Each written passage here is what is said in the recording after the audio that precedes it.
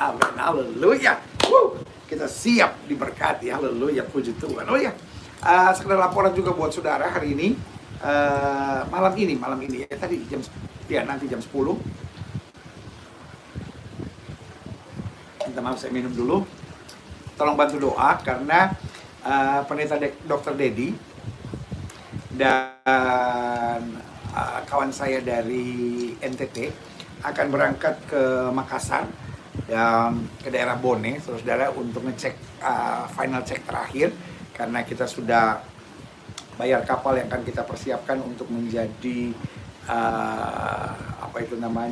puskesmas apung, saudara. Dan puji Tuhan, oleh anugerah Tuhan kita juga sudah dikenalkan dengan konsultannya dari Amerika, saudara, konsultannya dari Amerika yang punya hati untuk Indonesia, dokter-dokter yang luar biasa, dan mereka siap untuk jadi konsultannya. Wow, itu anugerah terbesar, karena saudara yang kasih dalam Tuhan, kita mungkin bisa beli kapalnya, tetapi kalau nggak ada konsultannya, repot juga, saudara, untuk menyediakan persiapan untuk puskesmas keliling, saudara. Ya, dokter-dokternya siap, tapi untuk membangun rumah sakit di atas kapal nggak gampang.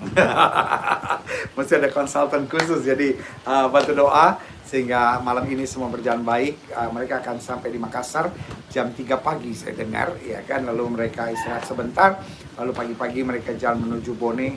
Berapa jam? 3 jam mungkin, atau ya 3 jam mereka akan sampai di Bone. Jadi bantu doa supaya semua persiapan berjalan dengan baik bagi kemuliaan nama Tuhan. Haleluya, puji Tuhan, saudara.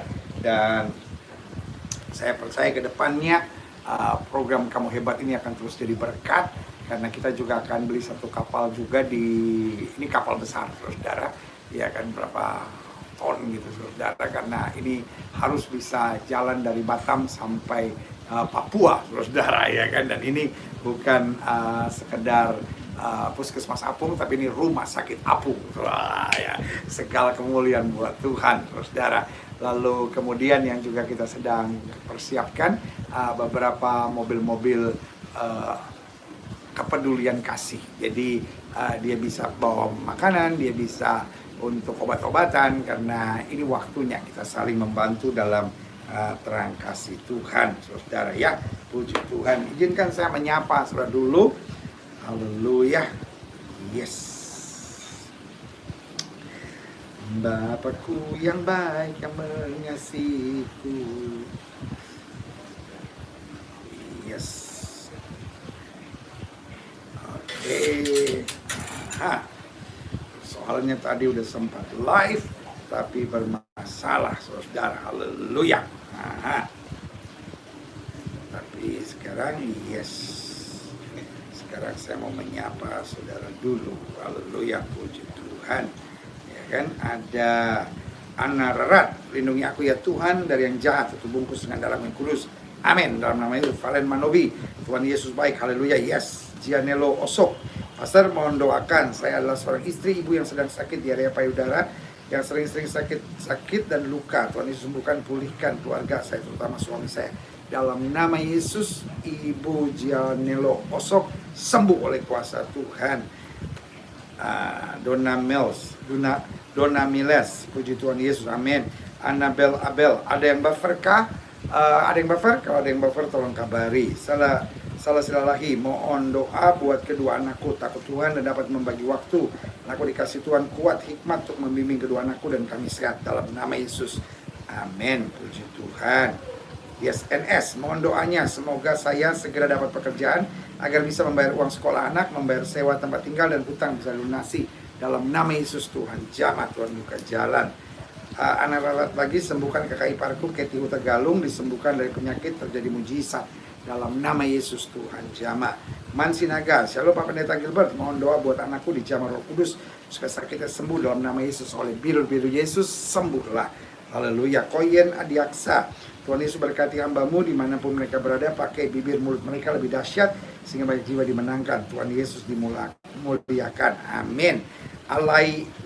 Ayai Dora, shalom dari Malaysia diberkati. Yusni Fitriana, shalom dari Makassar, Pastor, amin. Oscar Chef ID, Haleluya, Tuhan Yesus melindungi, memberkati dalam nama Tuhan Yesus, baik kemuliaan nama Tuhan.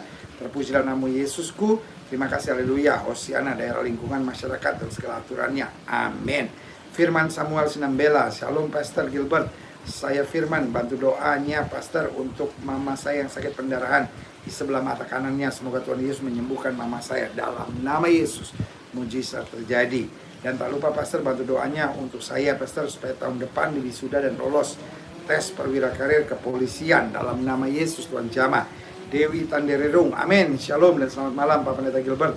Terima kasih atas firman dan doanya. Kami sangat diberkati dan dikuatkan. Dan Tuhan Yesus memberkati pelayanan Bapak Pendeta Gilbert dan keluarga. Haleluya. Tuhan berkati. Indrawati Angelina, Shalom Pastor Gilbert, Pontianak hadir. Wah, Pontianak diberkati ya. Hanaen, Shalom Pastor Gilbert dan kru semuanya. Tuhan berkati, amin. Valentin, Pak, adanya Murtadin yang butuh bantuan Pak Gilbert, silahkan bisa hubungi nomor telepon gereja, karena setiap tayangan ibadah minggu di situ ada tayangan khusus untuk Glow Care, bisa hubungi ya. Wijaya Endro, Shalom Pastor, mohon bantuan doa pulihkan keuangan ekonomi. Haleluya, Immanuel, amin. Kevin Tarigan, Shalom Pak Gam, Tuhan berkati untuk dokternya, doain ya. Aksariani, Shalom Pak Pendeta Gilbert, Tuhan Yesus baik, amin. Begitalia, Shalom Pastor Gilbert from Kuching. Wah, Kuching diberkati. Haleluya. Yani Naibaho, Shalom Pastor, saya Yani dari Batam. Mohon doa untuk pemulihan dalam rumah tangga. Tuhan Yesus jamah. Haleluya. Hanaen, Shalom Pastor, izin bertanya tentang buku Bapak Jerias tentang sejarah Israel. Bisa pesan di toko buku Glow? Tidak ya Pak. Nanti pesannya di toko buku Glow dengan Martin ya. Rumi Fewati Gurning, Shalom Bapak Pendeta Gilbert, doakan aku dan keluargaku selalu diberikan kesehatan dan dijauhkan dari segala sakit penyakit. Amin, puji Tuhan. Evi Yunianti, doakan saya dalam skripsi dan tugas akhir saya Pak Pendeta, dan kekhawatiran di hari ini saya percaya doa saya Tuhan Yesus genapi. Amin. Roh khawatir kami patahkan, punya iman dan percaya dengan tenang dan iman kemenangan. Amin. Janardo Sitanggang, Shalom Pak Pendeta Gilbert, mohon doakan Pak besok PCR test, semoga hasilnya sehat, bebas dari virus dalam nama Yesus. Tuhan jamah ya. Budi Eskel, Pak Pendeta semoga panjang umur untuk menasihati kami. Amin buat doanya. Yohanes Yuda, Shalom Pak Pendeta Gilbert, mohon doa semoga Tuhan Yesus jamah dan sembuhkan saya. Amin. Sanggar Dewi Agustina, lindungi keluarga intiku, Papa Mama, aku Daud Itin, Mikaela Yerusalemku, Popo Mami Dodo, Fam Suk Aceh dan Fam Suk Apen, Fam Suk Apau dan Fam. Dalam nama Yesus semua keluarga ini diberkati. Yakob Rapi, mohon dukungan doa untuk pemulihan rumah tangga kami. Yakob di Palu, Tuhan jamah ya. Haleluya. Juan di Kaligis, Shalom Pastor, apakah setiap malam akan ada live? Mestinya ada, tapi sekarang ini Senin sama Kamis agak berat karena saya dari jam 4 sampai jam 9 ada kuliah. Iya kan? Dan kalau memungkinkan saya masih feel okay setelah kuliah lanjut live ya kan. Tapi kadang-kala tugasnya banyak. Karena dokter itu studinya ya biasa, cuman yang banyak tugas-tugasnya ya, dan diskusi-diskusinya. Ivy Muljani, mohon dukungan doa untuk kesembuhan Ibu Ivy Purbalingga dari asam lambung dan ketakutan, kekhawatiran setiap malam bisa istirahat dengan baik dalam nama Yesus. Roh ketakutan kami tolak. Ibu percaya ada mujizat, kuasa dan penjagaan Tuhan yang sempurna. Tukang bubur, Pastor mohon doanya semoga papa aku bisa dapat pekerjaan lagi dan aku bisa sekolah dalam nama Yesus. Tuhan buka jalan. Miss Duani, mohon bantu doa untuk penghiburan adik saya dan anak-anak yang masih kecil, istrinya meninggal karena COVID dari KK Sabah. Dalam nama Yesus Tuhan belas kasihan buat keluarga ini, demi nama Yesus ada mujizat. Nini Tobing, Shalom Pak Pendeta Gilbert, salam sehat selalu, tolong doa Pak Pendeta untuk anak saya dalam sidang hari Kamis. Dalam nama Yesus semua dilancarkan. Meni Marcella Manorek, bantu doakan Pastor usaha perahu ikan tuna pasangan yang mulai beroperasi lagi turun ke laut tadi agar pulang bawa hasil ikan yang baik dan bisa dijual jadi berkat bagi banyak orang. Dalam nama Yesus semua dilancarkan. Dinanjo, Shalom Om, mohon dukungan doa pergumulan saya dari Taiwan. Taiwan diberkati, kamu terima mujizat Tuhan ya. Desi Neon Leni, Shalom Pak Pendeta, saya dari NTT, mohon doanya untuk mencari kerja. Dalam nama Yesus Tuhan buka jalan, haleluya. Krisma Putri, Shalom Bapak Gilbert, doakan bos saya yang sekarang lagi isolasi di rumah sakit karena COVID, semoga lekas sembuh dalam nama Yesus. Tuhan buka jalan. George Walang Laor, Selamat malam Bapak Pendeta, mohon doa aku supaya aku calon kades lolos. Aku dari Dobo, Tuhan berkati Bapak Pendeta dan keluarga. George lolos jadi kades dalam nama Yesus.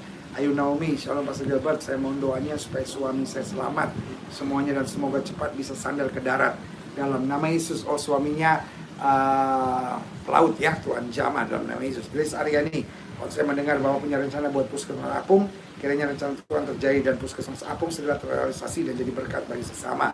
Dalam nama Yesus Tuhan buka jalan ya. Terima kasih buat supportnya. Theodore Sehan, Shalom Om Gilbert, mohon doanya buat nenek saya karena sedang bertahan dengan satu paru-paru. Amin, Tuhan Yesus jamah. Amin. Livia Lorenza, Hong Kong hadir, puji Tuhan. Wah, Hong Kong diberkati, haleluya. Jiki Amitol, Shalom Pendeta Gilbert, doakan anakku Nicholas Mirat lulus dalam exam-nya. Kelulusan ini penting, layak menjadi doktor. Dia risau sebab exam-nya agak susah. Kucing Sarawak Malaysia, dalam nama Yesus. Lewat doanya anaknya lolos, haleluya. Wow, puji Tuhan, puji Tuhan. Itulah indahnya program Kamu Hebat kita, karena kita tidak ada jarak, ya kan? Meskipun kita melalui live seperti ini, tetapi saya hadir di rumah saudara masing-masing, menyapa saudara, mendoakan saudara.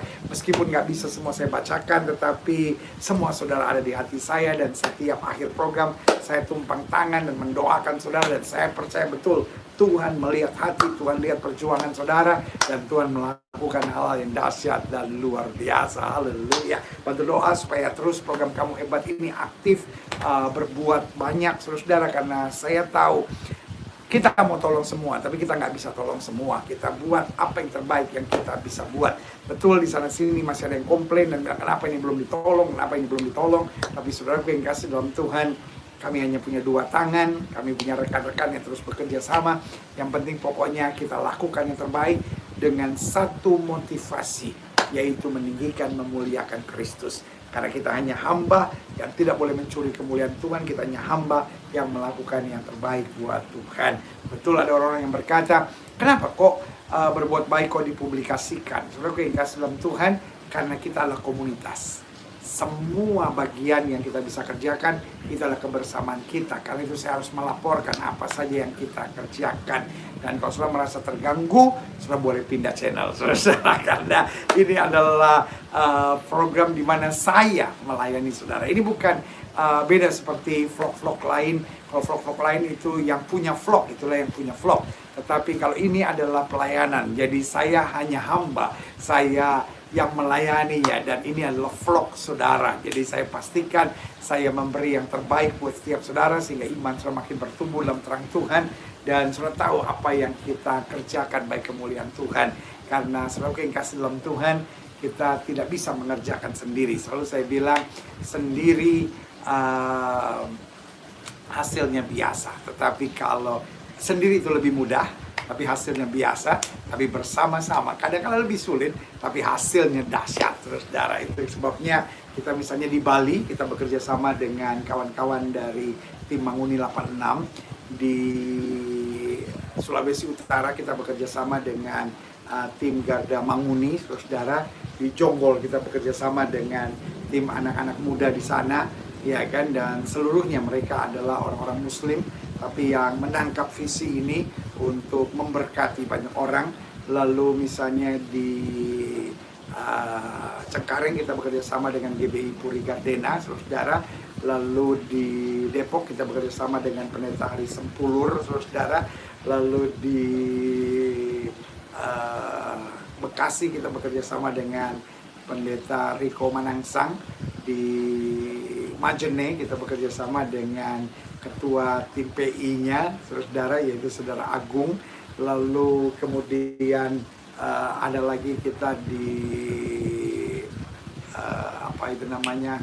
di Palangkaraya kita bekerja sama dengan Gereja Bethel Indonesia Global Fellowship Center di Palangkaraya, karena kebetulan kita ada gereja juga di sana.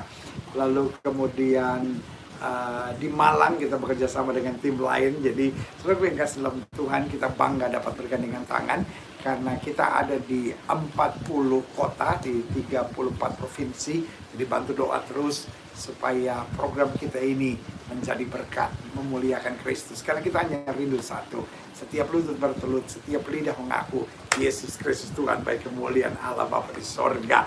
Jadi karena itu, saudara yang kasih dalam Tuhan, kita tidak bersaing dengan pelayanan siapapun, kita tidak menunjukkan siapa yang lebih hebat.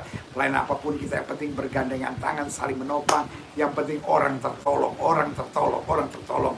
Dan buat saya hari ini kita nggak punya waktu untuk debat, untuk saling menyerang, untuk saling menjatuhkan, untuk saling menghina. Tapi biarlah kita fokus pada keselamatan jiwa-jiwa, fokus meninggikan Kristus, fokus pada pemberitaan firman. Karena untuk itulah kita dipanggil. Amin.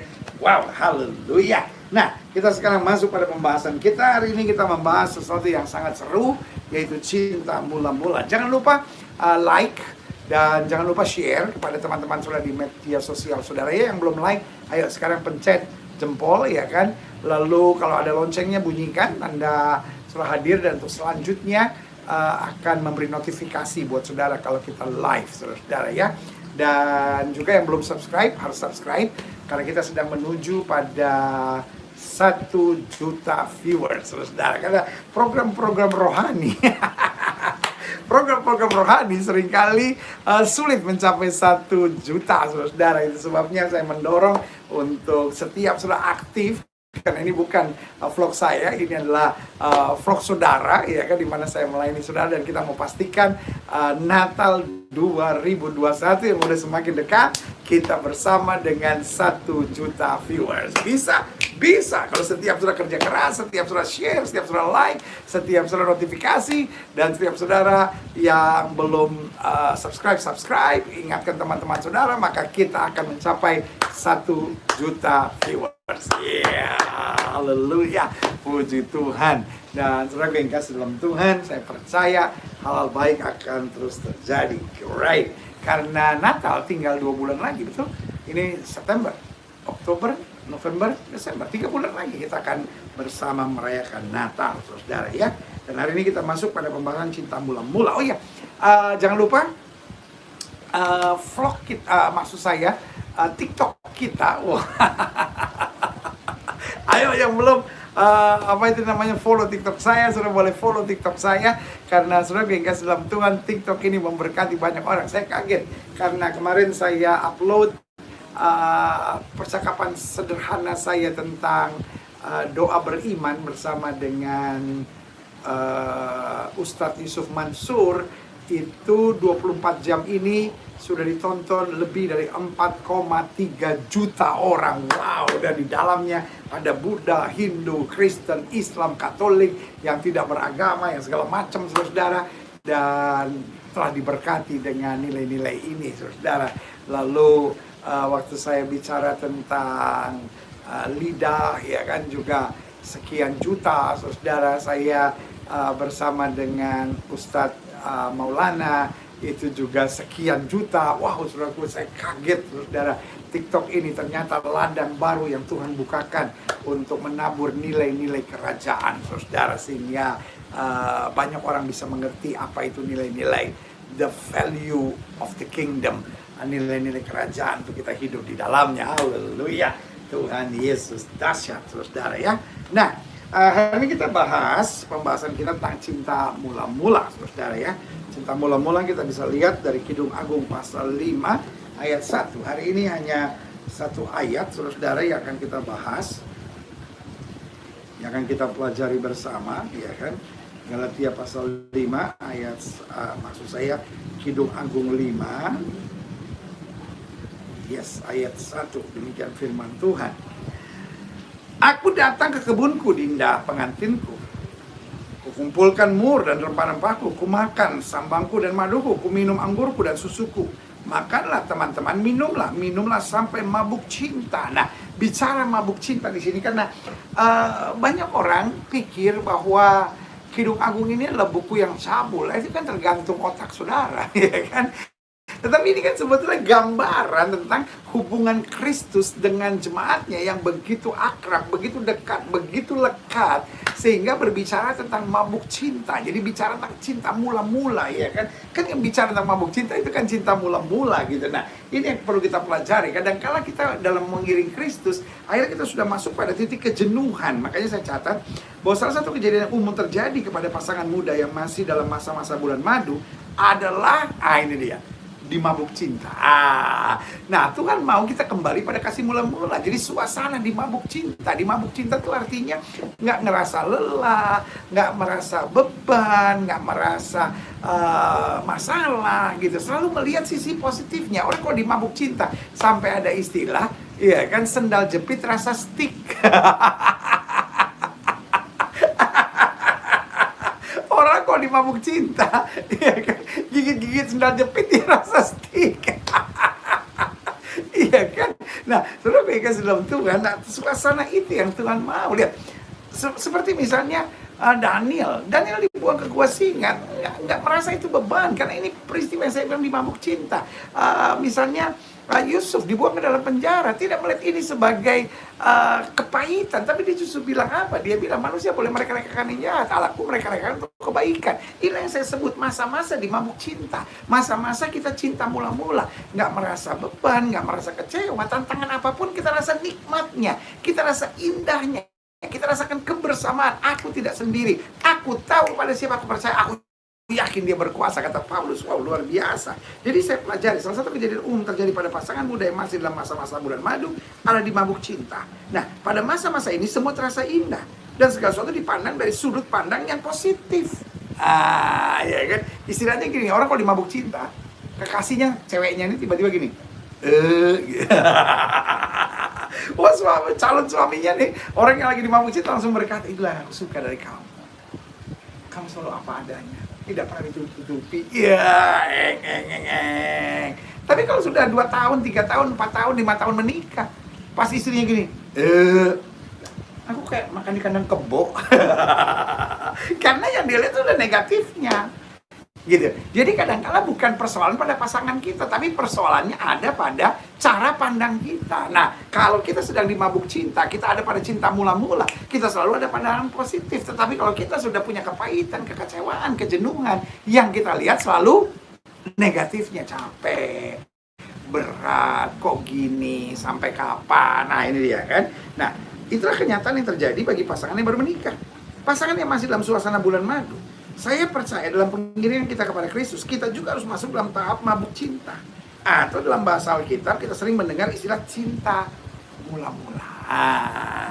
Orang yang dimabuk cinta buat Yesus, wah, akan hidup benar, akan meninggalkan dosa, akan menjadikan Yesus segala-galanya dalam hidupnya. Perasaan ini bukan hanya berlaku bagi orang-orang yang baru bertobat, menerima Kristus dalam hidupnya, tetapi berlaku juga bagi orang-orang yang sudah lama bertobat, di mana cinta mula-mula masih membara dalam hidupnya. Dari sini kita belajar bahwa cinta mula-mula bukan ukuran berapa lama seorang itu baru bertobat, tapi bagaimana seorang itu punya perasaan cinta yang membara kepada Tuhan. Jadi ada banyak orang pikir cinta mula-mula itu hanya buat mereka yang baru bertobat, buat mereka yang baru lahir baru. Jadi mereka pikir, oh mungkin 5 tahun pertama pertobatan seseorang dia masuk dalam cinta mula-mula. Oh enggak, ini bukan bicara tentang berapa lamanya, ini bicara tentang kedalamannya.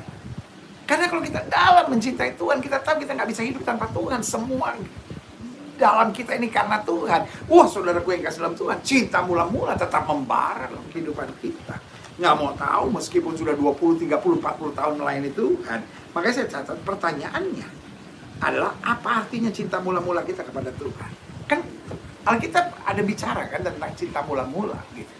Dan ada banyak gereja membahas cinta mula-mula, tapi seringkali kita hanya tahu istilahnya, tapi kita nggak dalami maknanya gitu. Nah, cinta mula-mula saya catat di sini adalah cinta yang didasari dengan perasaan yang tidak mau jauh dari Tuhan. Itu cinta mula-mula. Jadi cinta mula-mula bukan hanya cinta yang timbul waktu kita baru bertobat, tapi cinta mula-mula adalah cinta yang didasari dengan perasaan yang tidak mau jauh dari Tuhan. Kita selalu mau dekat Tuhan. Amin. Ku ingin selalu bersekutu denganmu. Itu kan? Kita nggak mau jauh dari Tuhan. Kita selalu mau dekat dengan Tuhan. Apapun yang terjadi, keinginan kita hanya dekat dengan Tuhan. Daud berkata, hanya dekat Allah saja aku tenang. Ini yang saya sebut cinta mula-mula. Itulah sebabnya kita harus selalu kembali pada cinta mula-mula. Sama seperti pasangan pengantin baru yang tidak mau berpisah, tidak mau jauh dari pasangannya. Setiap hari hubungan kita dengan Tuhan adalah hubungan bulan madu. Kalau kita tidak mau dan tidak bisa jauh dari Tuhan, merasa diri hancur kalau jauh dari Tuhan, marilah kita punya perasaan seperti ini. Selama kita dekat dengan Tuhan, kita pasti dibela, dijaga dan ditolong, serta melihat perkara-perkara besar dinyatakan dalam hidup kita. Itulah artinya cinta mula-mula. Nggak mau jauh dari Tuhan.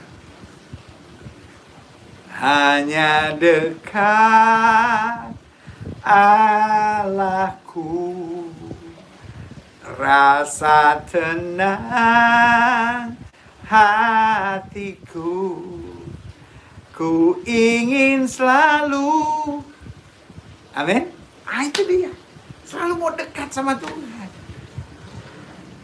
Kalau hanya dekat Tuhan saja jiwa kita tenang, saudara. Itu namanya cinta mula-mula. Kalau kita udah baca Alkitab udah males, menyembah Tuhan udah males, ikuti kegiatan-kegiatan rohani udah males, menginjil udah males, gitu kan. Nah, pertanyaan kita cuma sederhana. Cinta kita kepada Tuhan kemana, saudara, ya kan? Berarti udah bukan cinta mula-mula, udah cinta bete, saudara, ya. Kita mungkin masih Kristen, tapi cinta kita udah cinta bete, saudara. Ini bahaya, saudara, ya kan?